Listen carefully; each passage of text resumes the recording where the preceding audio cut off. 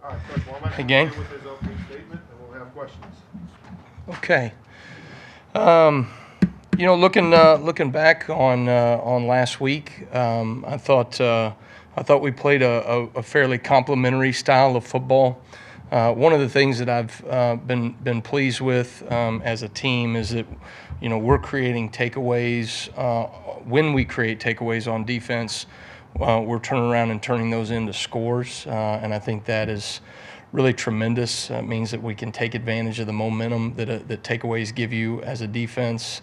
I think our players are continuing to focus on creating takeaways as a defense. I thought we took a huge step forward this past week. It showed up in some way. We were able to create 2 forced fumbles in the game, but we had what we call 13, really takeaway opportunities or takeaway attempts, where we got hands on the ball, whether it was a pass breakup, whether it was breaking on a potential interception that we just didn't come up with, or getting to the quarterback in the backfield and having an opportunity to create, sacks and sack calls, fumbles. We had 4 forced fumbles in the game. Just the ball only bounced our way twice. You had twice, the ball went directly to one of their guys. But what I encouraged our players is we harp on those things during the week, and it showed up on game day that they are attempting to take the ball away from people. And so very proud of our guys in that regard. I thought from a situational standpoint on third down, the numbers look like we were dominant. I didn't think we were as dominant as we were capable of. From a third down standpoint, I think we gave too many yards to them that allowed them to feel like they put them in from an analytic standpoint, what we call go scenarios, where they were able to go for it on fourth down, and they were able to convert 3 of those 4 fourth down attempts, and we had some mistakes from a fundamental standpoint or from a schematic standpoint. We did not execute well enough on those fourth down scenarios. Obviously got one stop early, which was really good. But I thought that we missed some opportunities as a third down defense, and it's something that we've got to work to improve on. We are certainly aggressive on the outside and coverage right now. I think our guys are doing a really good job. In the last 2 games, we've had over 100 snaps of man coverage. And on the outside, in man coverage, our corners have only given up 2 catches for 24 yards. So we're really pleased by the consistency that we're seeing from some of those young players on the outside. I think that we've been fairly sticky in coverage. I think we're denying some of the easy access throws, and yet at the same time, we've been able to limit some of the explosive plays downfield.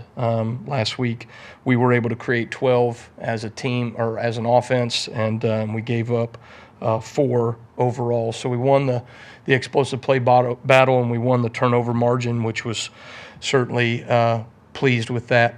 I still think there's some things that we're not doing well enough in the run game right now. I think we've got to continue to work in cleaning up some of our fundamentals and techniques. I also think schematically, when we call some of our pressures, we have not executed those things well enough up front.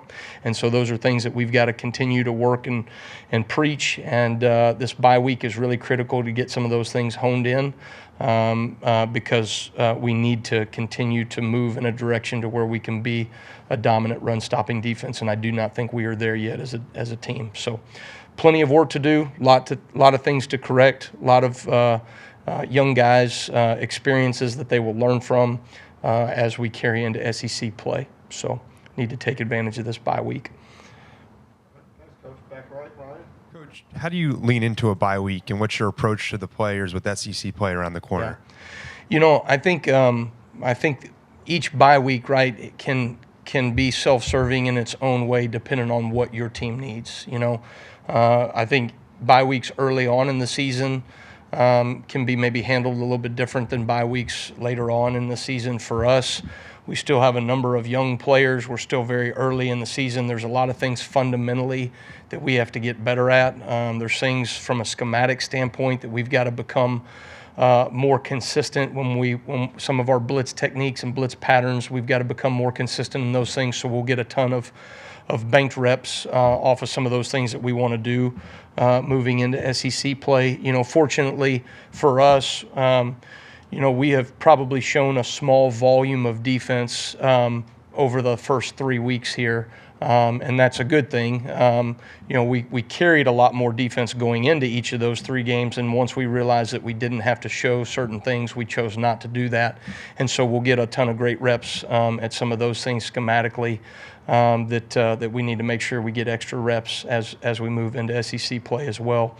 But for us, there's a little bit of, you want to get a jump on your next opponent from a schematic standpoint, from a coaching standpoint. We'll get some of those things prepared. But also, if there are things that we are going to see in the next few weeks that we do not see in practice or we have not seen yet this season, we may use a walkthrough or a scout team period to probably get a jump on some of those things as well, based off of schematics that we're going to see from our opponents maybe the next 3 to 4 weeks. So, there's a number of different layers to how you handle a bye week and what you need to get done. Jump to the left side with Chase. Malachi Moore told us last week that you've been known to show the players some NFL clips just to show them how the certain things are done at the highest level, even some retired players apparently. Yeah. The question is, who are the couple of your favorite NFL players to put up on the screen? Well, I don't know if I would say any one specific player. What we try to do is we give examples of great execution. We are very much an NFL-driven system from a schematic standpoint. You look at the top, really 3 coverages in the NFL in 2023, and you look at what we're doing primarily, those things match up. And so there's a lot of us being able to say same as, right, when Fred Warner for the 49ers, right, plays this zone coverage, this is what it looks like, and this is how we do it. And so we try to show those guys great examples of, be it fundamentals or schematics, or what we call Bama fundamentals, which, for us is effort and finish, hard shoulder tackling, violent hands, and creating takeaways. And so I will give them examples of Bama fundamentals through the NFL, week in and week out, and we'll show them great examples of wherever we find it, whether it be in college or, the NFL, or if I need to pull out some of my old tapes, you know what I mean, just show them how it's really supposed to look, I can do that too. I haven't done that yet, though. But Stay on the left side, Tony. Q's averaging a sack, I think, every 10 pass rushing attempts. Just what is he able to do? Or I guess, how have you seen him kind of come off the bench and provide that instant impact and without getting a ton of snaps throughout the game? Yeah, that's a stat right there, to be able to create production for our defense and to be able to create some havoc. Q has really stepped up in some big moments in games. I think people that can take the ball away from a defensive standpoint, if you look at anybody in major college football, you look at anybody in the NFL, we had Vance Joseph came in and spoke to in our coaching clinic back in the springtime, and we brought him in and talked to him. They put such a premium and value within their organization on defensive players that can take the ball away, right? And so for him to be able to do that at the level that he's done over the first 3 games is certainly impressive. His level of commitment to this team, to his teammates, to working for the standard every single day. It's great to see people that do things at such a high level and meet the standard day in and day out at practice be rewarded on game day. So very proud of him. Jump over the right side, Nick. Yeah, you talked about showing a small volume of defense through the first 3 weeks. What is that like in terms of you deciding in the moment to, okay, let's not show this yet? Like, what is that kind of mental aspect for you like? Yeah, it's there's a little bit of a challenge to that, right? You certainly want to make sure that you have everything prepared and the bullets that you're going to need in order to execute at a high level in the game. And yet at the same time, you have to recognize that the season is long. You want to have wrinkles that you can reveal at different points in the season, and I think that's something that we've always done a good job of schematically over the years. My dad always did a really good job of that, of showing wrinkles that would, based off of, be it a game plan or be it things that we just didn't want to show, the evolution of how we maneuver through a season defensively. And so, for me, I think it's understanding what we need to do primarily to take things away from an access throws. If teams are trying to get easy access perimeter throws and you give them those things all day long, that can be an extension of their run game. And so you want to essentially find ways to establish stopping the run. Well, the run is also the RPO perimeter throws as well nowadays, right? And so finding ways to do those things, and then what complements can we give, be it, hey, we want to protect our corners a little bit. We don't want them to be in man coverage, so we're going to play a little cover 2. We're going to play a little cover 3. We're going to do some things to mix those things up. And then you certainly have your situational change-ups, third down, red zone, some things from a different perspective. But I can't say there's an exact science to it. There's a bit of an art to it. But it's conversations that we have series by series as a defense, based off of what we want to run and what we want to be able to show going into that next series of plays. Back left, Steven. You highlighted him in fall camp, Coach, but against Wisconsin, what excited you the most about seeing LT Overton just take over that game up front? Yeah, I think when you go back and you watch the tape, it's impressive to see how dominant LT was in that game. He continues to show up. He's a tremendous on-body rusher, as I've talked about, first and second down transition pass rush. Does a really great job in that regard. Very physical at the point of attack. There was a play where they tried to run a power concept when they were kind of backed up in their territory, and they ran power at him, and he really was dominating on 2 different blocks. He at the point of attack off of a tight end, and then somebody coming back across to be able to kick him out, and he kind of knocks that guy out too, and then makes the play in the backfield. So he just continues to show up from a level of physicality. He plays with a tremendous high motor, and he is very efficient and effective in terms of what we're doing schematically right now. So very pleased with LT, and excited to see what he will continue to grow and produce in our defense. Emily Gray's middle of the room there. Coach, last week you spoke about the lack of turnovers and takeaways you were disappointed in. This week there was an uptick in that. What do you feel like clicked between last week and this week to allow for that success? Well, I think good coaches get what they emphasize in practice, and if you have your player's ear, if you're able to communicate in a way that they can grasp and latch on to what you're saying, those things should show up in practice, and then those practice habits show up on game day. And I think our players did a really tremendous job. It's something that the players needed to understand. It was not acceptable, right, to not create takeaways, to not get the ball out. That's who we are as a defense. It's what we preach. It's one of our Bama fundamentals. It's an identity of who we are as a swarm D.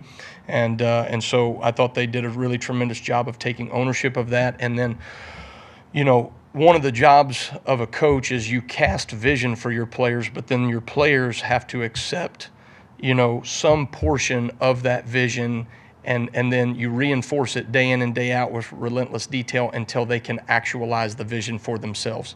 And what is happening on our team right now is you're seeing some of our older leaders that are helping these younger players actualize the vision by holding them accountable to those details, and then it's showing up in games. And so very, very pleased with a step in the right direction in terms of attempting to take the ball off of people. We got time for 2 more questions. Let's start with Colin on the far left. Having played in the SEC, having coached in the SEC and against SEC teams, what do you feel like, especially for those younger guys in your defense, what does it take over these next 2 weeks as you guys prepare to make that jump up to SEC play, to make them the most prepared? What's like the most difference that younger players can expect with that with that conference competition coming up? I think I think for us, players have to continue to stay and work at their process, and for us, I talked about this at the beginning of the season in fall camp. Our younger players that are going to come out, right, experience is finite, and there's a number of players on our team that lack some of that experience because they just got here. They're freshmen. And so to take some of the experiences that they've had from Western Kentucky or South Florida or Wisconsin and apply that, right, to some of the things that they're going to see in the SEC is certainly critical, that they fix the mistakes of past and that they can sustain that correction throughout the season, because whatever you put on tape teams are going to schematically and from a talent perspective find ways matching up personnel to be able to expose those things that you put on tape. And so we've got to do a great job of being mindful of the things that we did not do well enough as older players, as younger players, and then be very focused throughout this bye week, and then each week make sure that we continue to remind our players and show them the things that have hurt us so that they don't hurt us again. And that's something that, I spend a lot of time during the week of preparation on what we call self-scouting, right, where we scout ourselves, our own look, what hurt us, what did we get hit on, what are teams going to be able to see so that I can anticipate how I'm going to be attacked, from one week opponent to another week opponent. And that's varying and differing in the SEC from one week to another, but that's part of what, a coordinator does, right, is you find ways to anticipate based off of your self-scout and who they are as an offense to protect your players so that they can go execute at a high level, and we certainly got to do that. We'll wrap up with Alex right here. Hate to end on a redundant note, but on LT Overton, Coach DeBoer really stressed how well he fits within the system. Yeah. I'm wondering if you could speak to that, and is there sort of an NFL comparison in terms of traits that you look for in that position specifically? Well, the field defensive end is a very critical position, for us. When you play a 3-4 nickel 4-2-5 scheme, you really runs to the field. It's important that you have somebody that is a presence, right, when they want to build a three-man surface, meaning that they want to have a tight end blocking scheme to the field side, being able to, really dominate those one-on-one matchups on a tight end to make it hard to run in that C-B gap area to the field as well. And then their ability to transition pass rush, right? You have to have guys that are physical enough in the run, but on first and second down, before we can get maybe another a rush personnel group out there on the field that can transition pass rush. And that's why I talk about LT being such a great on-body rusher. He does a really great job of transitioning from a run fit to a pass responsibility. I don't know if you saw how I did that right there, but doesn't look as good as LT. But just to be able to transition pass rush and his ability to create havoc in the backfield on first and second down, I think is really important for us as a defense structurally. But even when you look at teams in the NFL, it's really the same.